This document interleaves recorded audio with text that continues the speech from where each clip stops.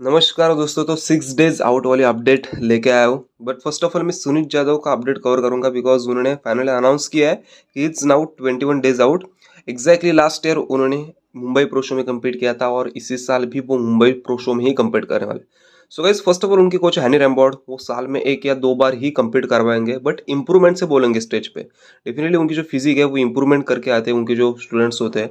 और इसीलिए I am damn sure कि सुनीत जाधव भी इम्प्रूव पार्ट्स के साथ आएंगे स्टेज पे, जैसे कि उनकी बैक, जैसे कि उनकी लोअर बॉडी।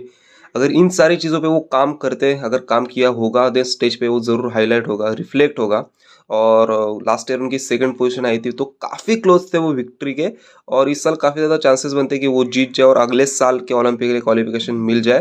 बिकॉज अभी इंडिया में कोई ऐसा बॉडी बिल्डर है जिसके बारे में हम श्योरली कह सकते हैं कि वो क्वालिफाई हो सकता है, देन ही सुनीत जाधव। तो फिजिक अपडेट तो उन्होंने कुछ दी नहीं है बिकॉज उनको ज़्यादा पसंद ही नहीं है। बट स्टेज पे वो गाइज मार्क माई वर्ड्स वो डेफिनेटली इंप्रूवमेंट्स करके आएंगे। अगर एक साल सुनीत जाधव ने कम्पीट नहीं किया है देन डेफिनेटली उन्होंने इंप्रूवमेंट किया है। I trust in him. आपको क्या लगता है सुनीत जाधव के बारे में? आप कमेंट सेक्शन में बता सकते हो। तो दोस्तों सेकंड अपडेट में बात करते हैं ब्रैंडन करी की। बिकॉज अभी वो जिस लेवल की कंडीशन होल्ड करके चल रहे हैं, मुझे नहीं लगता कि उन्होंने लाइफ में कभी इस लेवल की कंडीशन एक्वायर करी होगी। बिकॉज स्टेज पे वो उसी तरीके से रिफ्लेक्ट ही नहीं हुई कभी। और लास्ट ईयर तक उनकी शेप जेरेस को पसंद थी और इस साल भी ये प्लस पॉइंट उनके पास ही रहेगा कि जेरेस को उनको शेप पसंद आएगी। और अगर फिर भी वो कंडीशन नेल करते देन गाइज टॉप 3 ग्रैब करना क्या मुश्किल है उनके लिए या फिर क्या आसान है, आप कमेंट सेक्शन में बता सकते हो। बट अगर ओवरऑल फिजिक की बात होती है देन गाइज जैसे वो कहते थे, जैसे लोग उनको क्रिटिसाइज करते थे लोअर बॉडी की वजह से, और ब्रैंडन करी हमेशा आंसर देते थे कि मेरी लोअर बॉडी रिस्पॉन्ड नहीं करती जेनेटिकली। सो गाइस ये चीज़ को मैंने एक्सेप्ट कर लिया है। बिकॉज अगर बॉडी बिल्डर कंसिस्टेंटली इतने सालों से कम्पीट कर रहा है, इतने सारे मसल्स ग्रुप पे काम कर रहा है और उनको रिजल्ट भी मिल रहा है, but just only glutes and hamstring में रिजल्ट्स नहीं मिल रहे, तो डेफिनेटली उनकी बात कुछ हद तक सही हो सकती है। बट फिजिक टॉप नॉच, बिल्कुल शार्प फिजिक लग रही है नाइफ की तरह। एंड मुझे लगता है कि अगर ये पिछले 3-4 सालों से इस तरीके का सफर करते देन डेफिनेटली उनको एक और टाइटल मिलता। सो गाइस आपको क्या लगता है ब्रैंडन करी के बारे में? आप कमेंट सेक्शन में बताना। दोस्तों you know why transforming nutrition is best, because जिन जिन प्रोडक्ट्स में हमने जो जो कंटेंट्स क्लेम करे आपको 100% वही कंटेंट्स मिलेंगे। बाकी ब्रांड्स की तरह हमने ये नहीं कहा कि वे प्रोटीन में 27-28 ग्राम प्रोटीन है।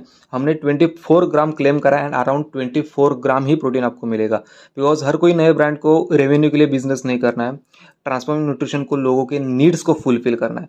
और इसीलिए मैं वे प्रोटीन के बारे में बताना चाहूँगा बिकॉज जिसकी एमआरपी है 8000, वेबसाइट पे डिस्काउंट डाल के उन्होंने 6000 समथिंग किया है। विथ माय कूपन कोड वो आपको 5400 में आएगा 2 kg।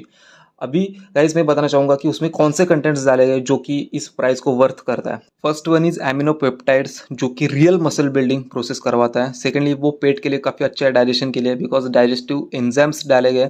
At the same time ये ग्लूटेन फ्री है एंड नॉन कैलोरिक शुगर है, कोई भी इसे कंज्यूम कर सकता है।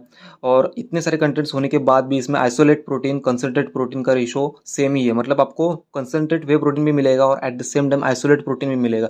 और इसीलिए इसकी प्राइस इतनी है। बट जो कंटेंट्स हमने कहे वो डेफिनेटली आपके ट्रांसफॉर्मेशन के लिए अफेक्ट करेंगे एंड बहुत ही बड़ा इम्पैक्ट आपके बॉडी पे लाएंगे। तो दोस्तों अगर आपको बाय करना है then this is the genuine product, genuine whey protein you should buy and use my coupon code for extra discount and this will definitely give you results, that's my guarantee. So guys third update from king of men's physique Jeremy Buendia. जब तक मैं video बनाता रहूंगा YouTube पे मैं तब तक Jeremy बुंडिया को किंग ही कहूंगा बिकॉज उन्होंने मेंस फिजिक डिवीजन को लाइट अप किया है, अपने फिजिक्स से 4 सालों तक रूल किया है और इसलिए मैं उनको किंग मानता हूँ। तो दोस्तों वो कैप्शन में वो लिखते हैं 2 days into my final depletion of prep। मतलब अभी 6 days बचे और उसमें से 2 days अभी भी उनके फाइनल डिप्लेशन के। उसके बाद 4 दिन वो अपनी फिजिक को कार्ब अप करेंगे, कुछ इस तरीके से उनका प्रोटोकॉल बनाया उनके कोच ने। और उसके बाद वो एक प्यारा सा मैसेज लिखते थे, this will be my last physique update. मतलब स्टेज पे चढ़ने से पहले ये उनकी लास्ट फिजिक अपडेट थी। I love you guys, I hope you appreciated my transparency this prep, I work my S of every single day since April. मतलब वो लोगों को कहते हैं कि मैंने आप लोगों को कंटिन्यूसली अपडेट शो करे और आप लोगों ने भी प्यार दिया इस ट्रांसपेरेंसी को। और जब से मैंने प्रेप चालू करी थी अप्रैल से, तब से मैंने आज तक काफ़ी ज़्यादा हार्ड वर्क किया है और वो कि उनकी फिजिक में रिफ्लेक्ट होता ही है। तो चलो अब हम बात करते हैं फिजिक अपडेट की। So guys, most depleted Jeremy Buendia ever, काफ़ी डिप्लेटेड उनकी फिजिक है। और मैं खुद ही कह सकता हूँ बिकॉज मैंने उनके मील्स ऑब्जर्व करे कुछ दिन पहले के और कल के भी, जब वो लाइव कर रहे थे तब उनका जो मील था वो प्रॉपर एक प्रोटीन एंड फाइबर का मील था, वो कार्ब का इंटेक कर ही नहीं रहे थे और इसीलिए उनकी फिजिक कंसिस्टेंटली फैट को ड्रॉप करी है एंड कंडीशन एक्वायर करी है। सो फिजिक देख के क्या लगता है, एंड ऑब्लिक्स पे तो मिड सेक्शन पे उन्होंने इतना अच्छा काम किया इस साल, जैसे कि उनके ऑब्लिक्स शो नहीं हुआ करते थे 2018 में 17 में, बट अभी इस साल के ओलंपिया में काफ़ी ज़्यादा शार्पर लगने वाली उनकी फिजिक और कुछ इस तरीके से वो दिखते हैं। सो गाइज, ये अपडेट देख के आपको क्या लगता है, because most depleted Jeremy Buendia ever और काफ़ी अच्छे भी लग रहे हैं एट द सेम टाइम। हम ऐसा नहीं कह सकते कि बिल्कुल पूरी तरीके से डिप्लेटेड है, फ्लैट है, फिजिक में वैस्कुलरिटी प्रेजेंट है एंड मसल्स का जो फ्रेशनेस है वो काफ़ी अच्छा उभर करके आ रहा है। अब स्टेज पे वो कैसे दिखते हैं वो देखना होगा, बिकॉज काफ़ी ब्यूटीफुल उनकी फिजिक आ रही है गाइज। अगर जेरेमी की बैक की भी बात करते हैं, देन बैक उतनी ज़्यादा थिक एंड डेंस कभी भी नहीं आती, बट 4 सालों के बाद कम्पीट करे जेरेमी बुंडिया और इतनी ज़्यादा इंप्रूवमेंट के साथ कम्पीट करे। सो गाइज, मुझे लगता है यही अपने आप में एक जीत है, बिकॉज उन्होंने वही फिजिक दोहराई नहीं है, वही फिजिक को रिपीट नहीं करना चाहते।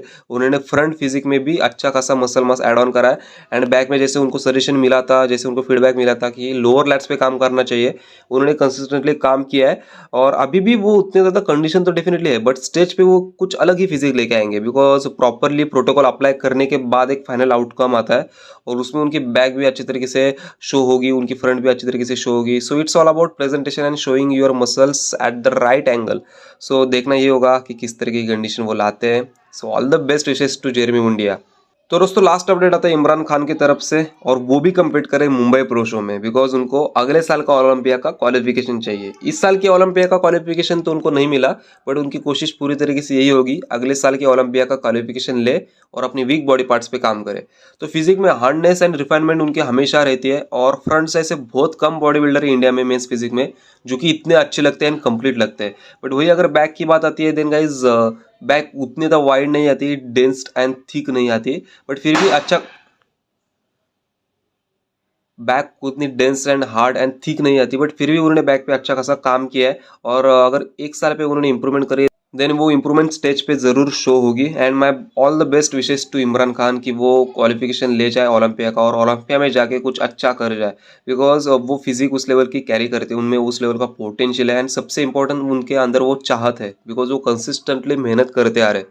सो गाइज, यही आज के अपडेट्स थे। आप लोगों को क्या लगता है इन अपडेट्स के बारे में? 6 डेज आउट, और अगर शाम को अपडेट आता है देन रात को भी वीडियो आएगी गाइज। दिन में 2-3 वीडियोस आती रहेंगी अभी, तो चैनल को सब्सक्राइब जरूर कर देना। अगर एंड तक देख रहे हो वीडियो को लाइक भी कर देना। So thank you so much for watching it. See you soon, love you all and stay tune for the next